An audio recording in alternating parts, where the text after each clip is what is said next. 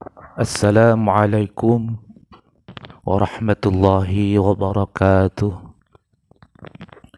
Alhamdulillah wassalatu wassalamu ala Rasulillah sayyidina wa habibina wa syafi'ina wa qurrati a'yunina Muhammadin ibn Abdullah sallallahu alaihi wasallam wa ala alihi wa ashabihi wa man tabi'ah, amma ba'du. Hadratal muhtaramin, para alim, ulama, para kiai, para habaib, para ustadz, ustadzah, penyebar kebaikan untuk menuju ridha Tuhan, rahimakumullah. Alhamdulillah, untuk hari ini kita akan mengulas salah satu tokoh ulama sufi yang menjauhkan diri dari hiruk pikuk hingar-bingar dunia di era modern ini, yaitu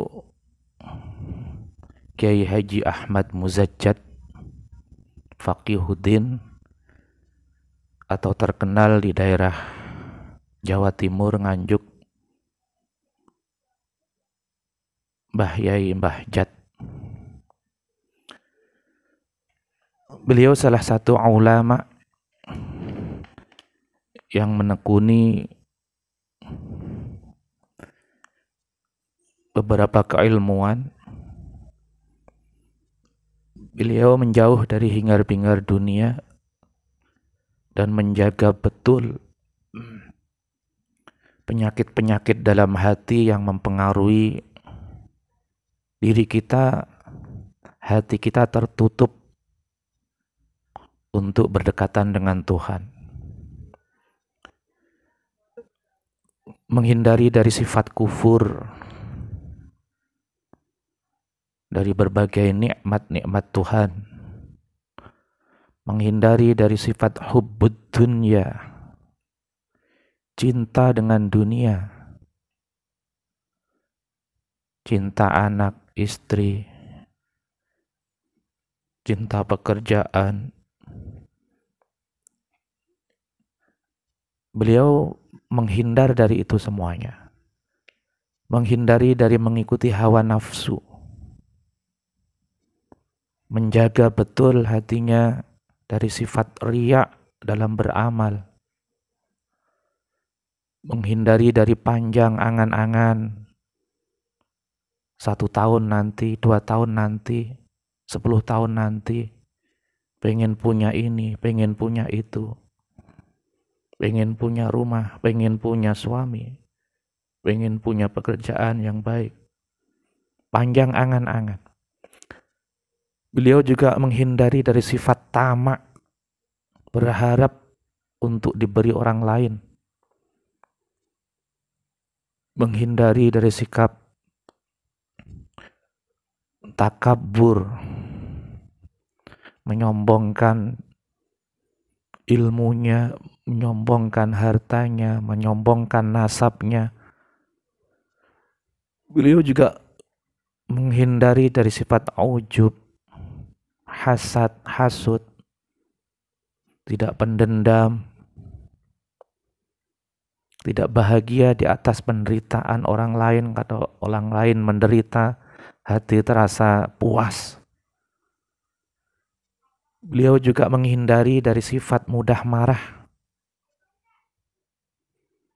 sedikit-sedikit marah, emosi, mencari kambing hitam orang lain. Beliau juga menghindari dari sifat-sifat pemalas, karena sifat pemalas itu adalah sifatnya setan. Pun pula beliau menghindari dari sifat yang sangat tergesa-gesa, berupaya keras untuk tidak keras hati, menghindari dari sifat gengsi terhadap orang lain. Tidak punya motor, gengsi. Tidak punya mobil, gengsi. Harus punya itu. Mbah Jat juga tidak pernah berkeluh kesah terhadap apapun yang beliau rasakan. Tidak pernah kufur nikmat dan tidak pernah beliau merasa bahwa takdir Tuhan tidak adil. Itu semuanya membuat hati kita keras. Hati kita tertutup oleh maksiat-maksiat hati itu. Tidak benci para ulama, tidak benci kepada orang-orang solih. Beliau juga tidak merasa aman dari azab Allah sekalipun hidupnya, umurnya dihabiskan beribadah kepada Allah, tapi tidak merasa aman dari azab Allah. Tidak pernah putus asa dari rahmat Allah.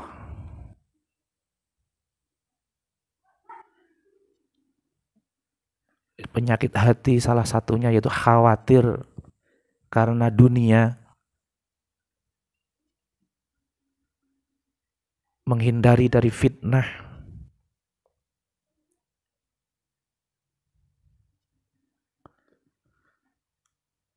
Beliau juga menghindari dari sifat ainat, munafik. Hadirin wal hadirat rahimakumullah. Jadi Mbah Jat ini mempunyai pesantren di daerah Pengkol, Warujaya, Nganjuk. Santrinya tidak banyak.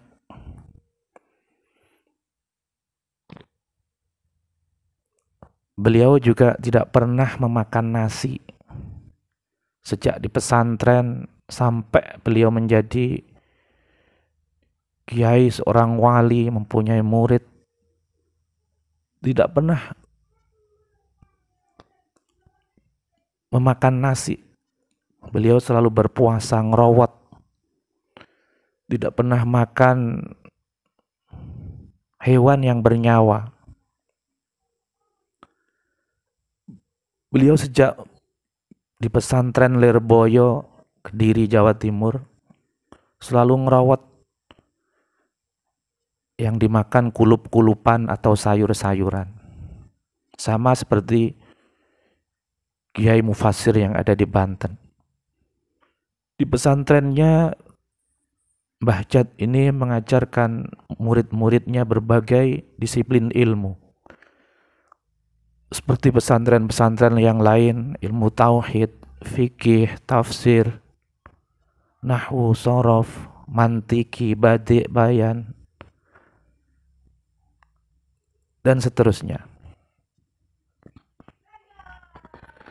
Bahkan di kalangan santri daerah Jawa Timur, Mbah Jat ini mempunyai santri dari alam gaib. Diyakini di pesantrennya mempunyai santri dari bangsa jin. Pernah suatu saat salah satu kiai dari Bareng sowan ke tempat beliau. Ketika masuk di gerbangnya, dia disalami oleh seseorang santri namun tidak kelihatan. Ketika di lokasi pondok pesantren, beliau menunggu karena Mbah Jat ini masih ngajar di ruangan yang kata beliau sangat ramai sekali muridnya. Ditunggu sampai selesai. Setelah selesai, Mbah Jat dan santrinya ini keluar. Ternyata santrinya tidak banyak, cuma 5 orang atau berapa. Ketika sudah disuruh masuk, Mbah Jat ini bertanya kepada tamunya ini bahwa yang menjaga gerbang yang uluk salam itu jin dari Malaysia. Dan yang didengar santri-santrinya yang banyak itu ternyata sebagian santri yang tidak kelihatan. Hadirin wal hadirat rahimakumullah. Jadi ulama sepuh dan nyantrik karismatik ini sangat khumul, wirai, zuhud, jauh dari hingar-bingar dunia modern. Beliau seperti kiai-kiai yang lain, setelah sholat subuh, zikir wirid, jam 7 mulai mengaji kitab sampai jam 12. Beliau mempunyai amalan yang tidak pernah lepas, selalu membaca sholawat setiap hari, kurang lebih 4.000 sholawat sampai 50.000 sholawat. Salah satu santri yang paling sepuh ketika di Lirboyo bersamaan dengan Mbah Dalhar Cepoko. Hadirin rahimakumullah. Jadi di pesantren Mbah Jat, salah satu sufi, ulama sufi karismatik ini sangat unik. Pesantrennya tidak seperti yang kita bayangkan, mungkin megah, luas. Bangunannya beberapa puluh lantai, tidak.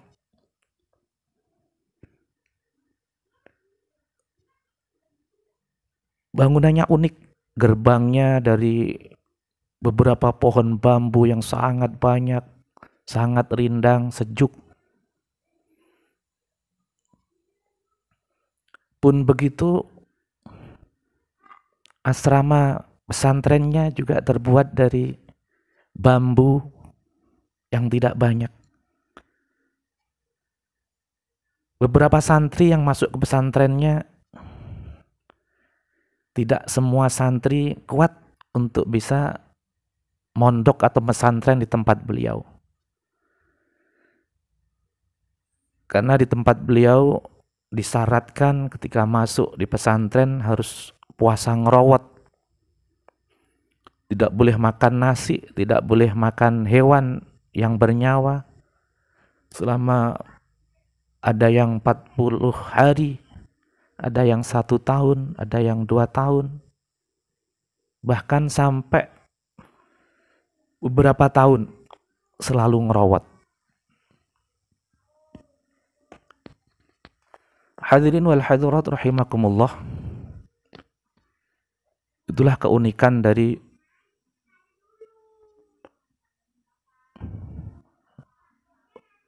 ulama sufi Kiai Haji Ahmad Muzajjad Faqihuddin atau Mbah Jat dari Nganjuk, Jawa Timur. Beliau selalu menghindari dari hingar-bingar dunia modern ini. Dalam tasawuf dikenal istilah zuhud.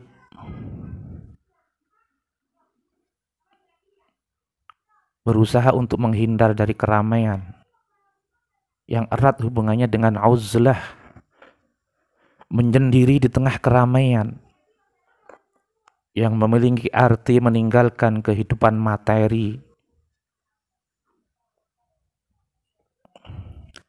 Tahapan ini merupakan tahapan yang paling penting bagi seorang sufi. Meninggalkan kehidupan materi, meninggalkan aktivitas hingar-bingar dunia. Sebelum menjadi sufi, seseorang juga harus menjadi zahid. Meninggalkan keduniawian dengan uzlah, juga rajin beribadah dan sebagainya. Cara yang biasa dilakukan oleh seorang ulama sufi dalam zuhud adalah uzlah, menyendiri, menyepi dari kehidupan ramai dan dari kemewahan. Pada saat itu mereka mudah untuk mengingat dosa-dosa yang telah dilakukan. Dan dalam kesendiriannya mereka lebih tentram dalam bertobat dan berzikir bertatap muka, bertemu Allah. Hiburan bagi mereka adalah pendekatan diri kepada Tuhan. Hadirin rahimakumullah, sikap yang demikian ini timbul karena kegemilangan yang telah dicapai oleh umat Islam dalam hal-hal yang bersifat keduniaan, membuat sebagian umat terlena dan tenggelam dalam kehidupan yang serba mewah. Melihat hal-hal seperti ini, orang-orang yang tidak mau turut dalam kemewahan dan ingin mempertahankan kesederhanaan hidup. Rasulullah Shallallahu Alaihi Wasallam pun dan para sahabat beruzlah dan mengasingkan diri dari dunia kemewahan. Prinsip dasar mereka adalah bahwa kemewahan akan membutakan mata hati manusia untuk mengingat Allah Subhanahu wa Ta'ala yang Maha Suci. Dan usaha mendekatkan diri kepadanya tidak akan tercapai bila masih ada rasa terikat dengan materi keduniaan ini. Cara untuk mengingat dan mendekatkan diri kepada Tuhan dengan mengasingkan diri dari materi dan kebutuhan-kebutuhan terhadap materi keduniaan. Uzlah yang digunakan dalam filsafat juga berarti mengasingkan diri, mengosongkan diri. Namun arti ini lebih menekankan pada usaha manusia untuk mencapai nalar yang rasional. Filsafat ini dikembangkan oleh Ibnu Bajjah dengan filsafat mutawahhid, menyendiri, agar dapat hidup sebagai manusia dan berbuat secara rasional.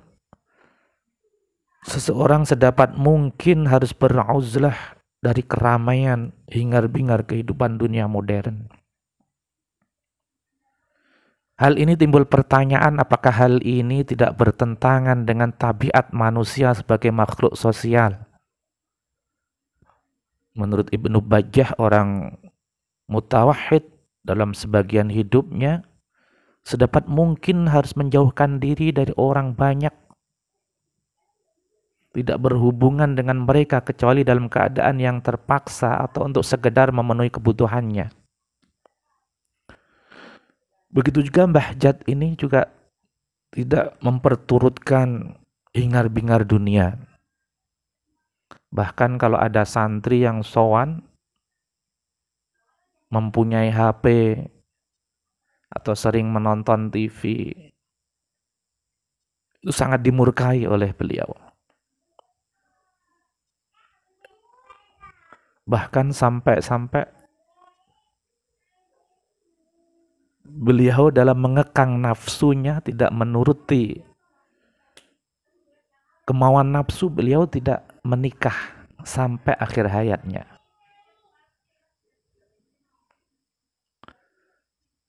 Karena beliau mempunyai prinsip, barang siapa yang memperbanyak sholawat kepadaku, kata Nabi, nanti akan mempunyai istri yang banyak, bidadari-bidadari ketika di surga. Hadirin wal hadirat rahimakumullah, ketika beliau diundang di salah satu pondok pesantren yang dulu kami pernah nyantri, ketika hajatan putri kiai pondok, beliau juga pernah diguyoni oleh sesama kiai dari Lirboyo, kenapa tidak menikah? Padahal menikah itu nikmat, ibadah yang paling nikmat. Ketika Mbah Jat mendapatkan giliran untuk membaca doa, beliau menjawab guyonan dari kiai yang waktu di pondok temannya. Kata beliau, dari kalangan lelaki yang ada dalam majelis ini, hanya saya yang sejati-sejatinya lelaki, kata beliau. Karena kalau mudzakkar sudah masuk kepada muannas, hukumnya tidak mudzakkar yang asli. Hadirin wal hadirat, itulah sekilas dari sufi, ulama yang karismatik, ulama yang disegani di wilayah Jawa Timur,